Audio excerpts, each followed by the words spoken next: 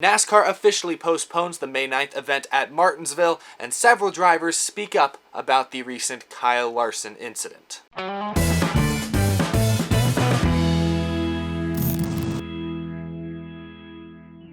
How's it going, y'all? My name is Eric, and welcome to Out of the Groove. Very full show today. Remember, the NASCAR Pro Invitational iRacing Series also returns this weekend, Sunday afternoon. They'll be racing at the virtual Richmond Raceway. We're going to talk a little bit about that and some of the drama surrounding that as well at the end of this episode. But before we get to that, I do have a couple other things I would like to discuss in this episode. Let's start with the first bit of news. Earlier today, NASCAR made it official. The May 9th NASCAR Cup Series race at Martinsville, that entire race weekend actually, it was going to be the first ever night race in Martinsville NASCAR history. That has been postponed. They released this official statement. NASCAR is postponing the scheduled events on May 8th and 9th at Martinsville Speedway. Our intention remains to run all 36 races with a potential return to racing without fans in attendance in May at a date and location to be determined. The health and safety of our competitors, employees, fans, and the communities in which we run continues to be our top priority. We will continue to consult with health experts and local, state, and federal officials as we assess future scheduling options. Several of NASCAR's tentative revised 2020 schedules were leaked to the public a couple weeks back. We talked about one that showed NASCAR returning as early as May 24th for the Coca-Cola 600. Based where things are at, considering where a lot of other sports seem to be at the moment, it does appear that at least for the foreseeable future, any sporting events that do happen will be run without fans in attendance, which I'm sure is disappointing to many of you watching at home. It's disappointing to me, of course. I was hoping to get to some of these races early in the summer, but now it seems like that is likely not going to be an option. Now, NASCAR did not specifically refer to Charlotte Motor Speedway or the Coca-Cola 600 as a race they're hoping to return for. They just said they hope to run some races in the month of May without fans in attendance. They didn't specifically name what tracks because there's a realistic possibility that depending on what the situation is like in North Carolina, maybe they can't run the Coke 600 in May. Maybe instead, though, they can run, I don't know, Texas or Homestead Miami or Atlanta. One of the other races they've had to postpone, perhaps they could move one of those races into May and run at least one of those in the next month without fans in attendance. Maybe that's what NASCAR is maybe thinking, keeping their options open. They don't want to lock in on only Charlotte. It's Charlotte or bust. Let's be real, COVID-19 has affected certain areas of the United States very differently than it has others, so there's a possibility that while some NASCAR markets are not feasible, it's not possible to run races there in May, there may be other NASCAR markets that it is more possible, it is realistic. So NASCAR is wanting to keep their options open, but it sounds like right now they're still optimistic that they can get real race cars back on the real racetracks sometime in the month of May, but likely, almost guaranteed, no fans will be in attendance, which sucks, but from a NASCAR business standpoint, this is as good as you can get. I mean, most of the money that the teams get, that NASCAR gets, that even the tracks get, comes from Fox and NBC being able to broadcast these races. They're the ones spending the most money. That's where the money comes from. It's most important that these races get run and shown on national television. So if NASCAR can accomplish that in May, I think they'll be fine with it for the time being. That's, small goals, but that's a pretty big step forward. Moving on, we've got to talk about the Kyle Larson incident and fallout one last time, hopefully, at least for the foreseeable future. But yesterday, NASCAR driver Bubba Wallace released a public statement regarding the matter for the first time. It was a very lengthy statement that went into great detail, and I've seen plenty of news media outlets run with this and pick this up, and the reason this is noteworthy, I'd say, more noteworthy than if just any other driver made a statement, is obviously Bubba Wallace is right now the only African-American NASCAR Cup Series driver in the field. And given the nature of Kyle Larson's incident,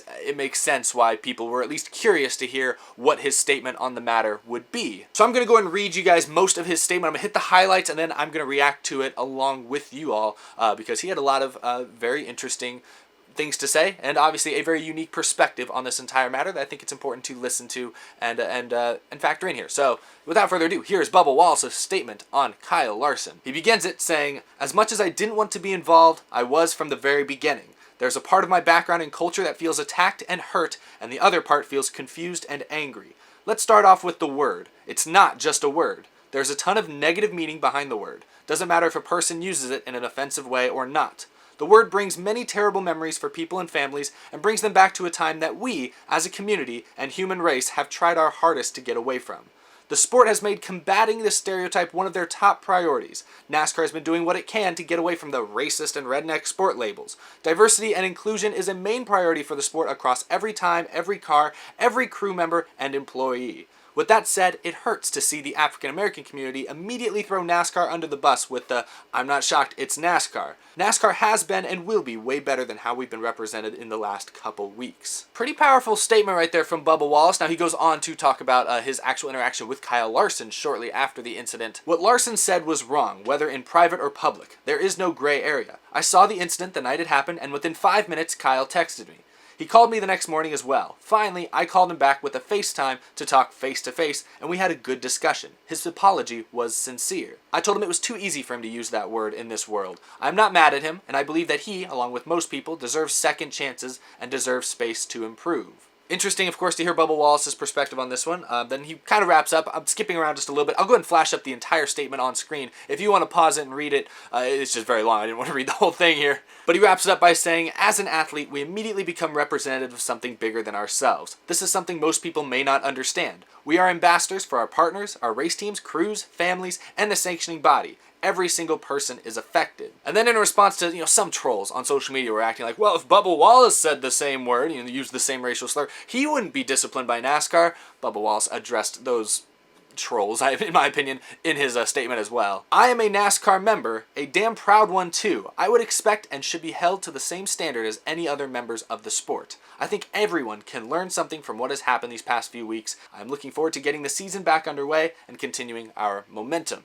So there you go. I read most of his statement right there. I'll be curious to see what your reactions to it are in the comments below. I'm sure many of you are already typing out your comments. Many of you guys leave comments before the video is even fully uploaded, I feel like. So I'm sure you guys are already letting your opinions be heard, which I appreciate. I always read as many comments as I possibly can. You guys may not realize this. I read probably at least 95% of the comments I get on each one of these videos. I'm not even kidding. I don't have a life outside of this, guys. I just sit there and read comments all day. No, but I do have a few reactions to Bubba Wallace's statement right there. Firstly, I noticed a lot of his points were very similar to ones that I made earlier this week in my past episodes. For example, he talks about how drivers represent a lot more than just themselves. That's exactly what I said earlier this week, and that's why when Kyle Larson got, suspended by his team, then sponsors started dropping him, and then he ended up losing his ride, I told you guys I was not shocked, and I think that was just gonna happen no matter what. When you're a professional athlete and you have millions of eyes on you, it may or may not be fair, but it's just the nature of the business. You know this when you sign up for it, like Bubba Wallace mentions in that statement. You have a lot more responsibility, and when you make a mistake, especially a stupid mistake like the one Kyle Larson made this past weekend, you're going to face repercussions. You're going to feel it. Another point Bubba Wallace made is NASCAR has, especially in the last 10 to 15 years, has made it a top priority to try and be more diverse, to try and be more inclusive. They launched the Drive for Diversity program, which both Kyle Larson and Bubba Wallace both went through and graduated from. And I can just speak from personal experience, but the last couple of years, I've been to a lot of different racetracks across this country, and I've honestly been surprised. I've been approached by a lot of fans, and most or many of these fans do not fit the stereotypical NASCAR fan description. And I think that's great that NASCAR has been able to break into different markets and different demographics, especially beyond what was just traditionally thought of as a NASCAR fan. Because if you're the type of fan who thinks NASCAR should actively try to exclude or certain groups of people, certain types of people, you're just a moron. NASCAR should be trying to appeal to as many people as possible, and more than anything, it should not actively be trying to discourage certain types of people from supporting the sport. And if you're a fan who believes that, you're terrible for NASCAR. You are what's wrong. Anyone who likes race cars should be welcome in the NASCAR fan community and should be able to enjoy themselves the way anyone else can. And NASCAR has made that clear that is a top priority. They've made that clear for a couple decades now at least. And Bubba Wallace highlights that, and I highlight that as well. I think that is in line with what I have seen, especially the last couple of years since I've been able to go to a few more racetracks. Another thing I agree with in Bubba Wallace's statement is that Kyle Larson deserves a second chance. I think he's right. I think Kyle Larson will get another chance in NASCAR. Probably not in 2020, just with the nature of how crazy things are right now, also given his current situation, that his fallout with Chip Ganassi. I don't think we see Larson back in a Cup car or in a NASCAR car in 2020, but 2021, I think he will be back in some capacity. Probably not with a top program, at least not right away, but he will be back in NASCAR before too long. So those are really my reactions to Bubba Wallace's statement. A very impactful statement for sure. I do think it's kind of a shame that so many fans kind of immediately turned to Bubba Wallace once this incident happened, as if they expected him to either condone or condemn Larson's statement and put all this undeserved pressure on Bubba Wallace. I do think that was a bit unfair. I think there are a lot of fans and people in the media, just in general, that immediately turned to Bubba Wallace as if they were going to try and follow his lead, perhaps. And now, Bubba Wallace obviously has a very important voice on this issue. That's 100% true. I don't think it's fair to put all that unnecessary extra pressure on his words in this situation. I just don't think that's entirely right. Why should all this pressure fall on Bubba Wallace's shoulders. He's not the one who made the mistake. Kyle Larson did. That was the only thing I didn't have an issue. I had a little bit of an issue with, but obviously Bubba Wallace's perspective on this is extremely important and noteworthy for sure, which is why we're talking about in this video. Because also he is up to this point really the only NASCAR driver to come out and make a strong or detailed statement on the matter. A few other drivers, I mean Dale Earnhardt Jr. I think mentioned it on one of his live streams. Joey Logano addressed it during a NBC interview, and in both cases they just said, pretty generic statements.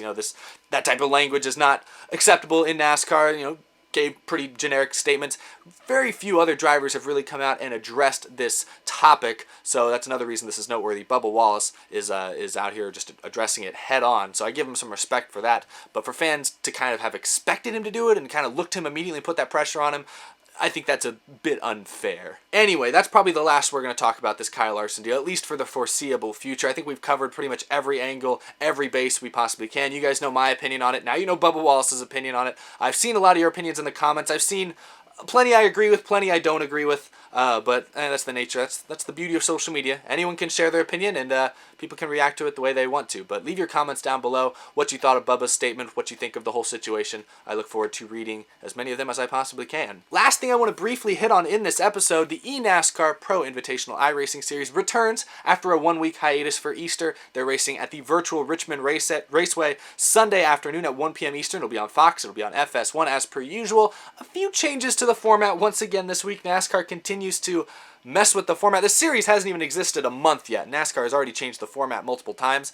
It just is what it is. I've actually heard conflicting reports. I don't know how much of it is NASCAR or how much of it is actually iRacing. I've heard reports that actually iRacing is very much in charge of this series and dictating who races, how the races work, what the formats are. I've heard iRacing is actually very, very, very influential in those decisions. Fox is as well, but NASCAR, it's their brand. It's their license, more or less. I'm sure NASCAR is still very much involved. But this weekend at Richmond, they're going to have a smaller field on Sunday than we're used to seeing. In fact, if we look at the entry list, there are only 26 drivers on the entry list, and you notice a few drivers missing. Guys like Dale Earnhardt Jr., Bobby Labonte, Ricky Stenhouse Jr., and no Daniel Suarez. Maybe that's for the best. But those 26 drivers on that entry list are locked in after a lot of fans raised questions and concerns as to why Dale Jr. wasn't racing, why other drivers weren't racing. NASCAR went in and kind of amended the process a bit. Now, the race on Sunday is going to feature 30 drivers. They're going to hold some qualifying races before the main broadcast starts, and the top two finishers from that heat race are going to advance into the final field, into the big show, and then Fox is going to choose two other drivers to just give provisionals to.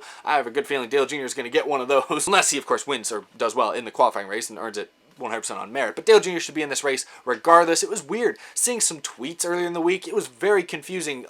Politics are getting in the way of what was a very fun, great, laid-back thing.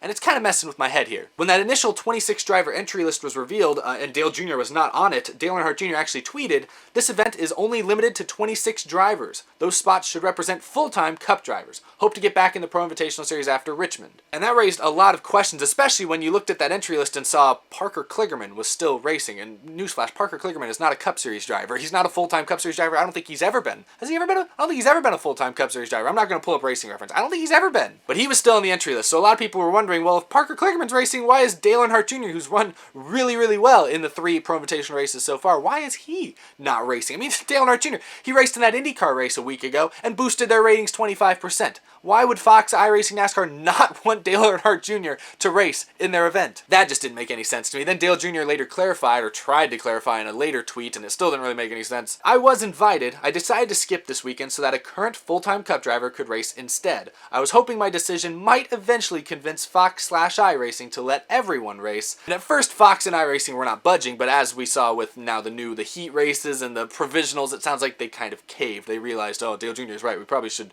let Dale Jr. race. So we'll see if Dale Earnhardt Jr. races on Sunday. Good chance he will be in the qualifying races, and a very good chance he gets one of the provisionals.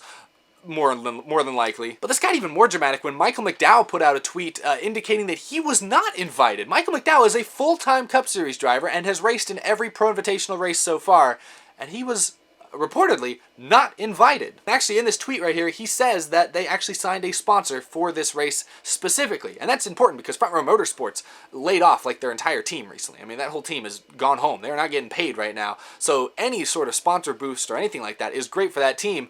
For them to not be invited to a series that they should be invited to makes absolutely zero sense. I understand Michael McDowell's not a big name, but this is what I'm saying.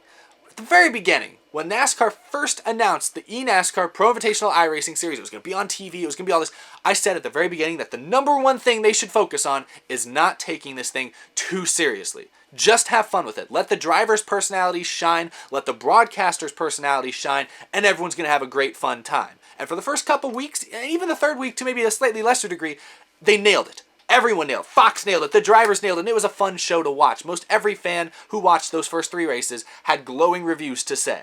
But Bristol, the race was kind of a mess. It was a short track, and that's just tough for non-experienced sim racers to race on a short track and not wreck. It was messy. There were a lot of wrecks. Wasn't super entertaining to watch. And I think now iRacing, wanting to protect their brand a little bit, NASCAR and everyone as well, decided for Richmond, which is also a short track, they should try to limit the size of the field. I just think they shouldn't be worried about that so much. I understand iRacing doesn't want to broadcast something that makes their platform look less legitimate. If people turn on TV, see iRacing, and see Dale Earnhardt Jr., Kevin Harvick, Denny Hamlin wrecking all the time, they're going to think less of your product more than likely. So I understand iRacing jumping in here and wanting to, control the size of the field and limit who gets in, who doesn't. I understand that to a degree, but ultimately this series was fun at the beginning because people weren't taking it super seriously. Everyone was just enjoying themselves, and it was great. In a world right now where there are no other live sports, seeing the superstars of stock car racing just have fun with each other from the comfort of their living rooms on Sunday afternoon was an extremely delightful thing to watch on television. And now iRacing and NASCAR and Fox, it sounds like they've gotten political with it. Now they really want to micromanage who gets in, who doesn't, who's eligible, who's not, what's the format this week. They're trying to get their little paw prints all over this thing, and I just think they need to take a little bit of a step back and just let things transpire naturally. I don't think they should be in there trying to manipulate this as heavily as they are. But I understand why they're doing it. They want to make the race on Sunday more entertaining by shrinking the size of the field, preventing as many big wrecks, keeping it to mostly experienced drivers. I mean, they still let Jimmy Johnson in, but that's neither here nor there. I understand where they're coming from, but all this little ticky-tack rule changes and debates and politics and everything is just going to ultimately turn fans off from not just the Pro Invitational, but also from iRacing, I believe. I think if they just kept their hands off and let the drivers settle it amongst themselves the way they had been those first couple races, I think that'd be best for everyone. But that's just me. We'll see how those little heat races go. They're still doing Saturday Night Thunder, which is streamed on NASCAR.com and NASCAR's YouTube channel and all that stuff for the Xfinity and Truck Series guys.